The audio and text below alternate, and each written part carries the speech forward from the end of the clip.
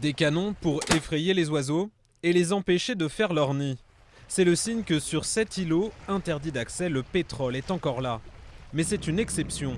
Un an après la marée noire de BP dans le golfe du Mexique, le nettoyage est presque terminé. L'opération est descendue de 50 000 à 3 000 personnes. Restent les conséquences, partout où le pétrole a brûlé l'herbe et accéléré l'érosion. Les herbes hautes là-bas devraient commencer ici, mais à cause du pétrole, tout est mort. Clint est président de l'Association des pêcheurs de Louisiane. Aujourd'hui, les zones touchées par la marée noire ont presque toutes été rouvertes à la pêche commerciale.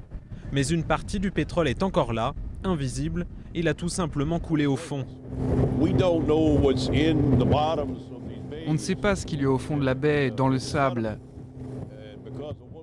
On est obligé d'attendre pour le savoir. Ces matelas sous-marins de pétrole inquiètent et pas seulement les pêcheurs. Les chercheurs craignent que la reproduction des poissons, comme les thons, ne soit perturbée à long terme. Si les œufs et les larves de thon ont été touchés, on ne verra que dans plusieurs années si la population de poissons a diminué, car la maturation est très longue. Autre grand point d'interrogation, les produits chimiques utilisés pour dissoudre le pétrole, les dispersants. La technique est habituelle mais n'avait jamais été utilisée à une si grande échelle. Mais là encore, les chercheurs demandent plus de temps pour conclure. Dans la première année, l'énorme désastre écologique n'a pas eu lieu. Mais à l'heure actuelle, on ne sait pas du tout quel sera l'impact, et c'est pour ça qu'on a besoin de continuer à faire des recherches.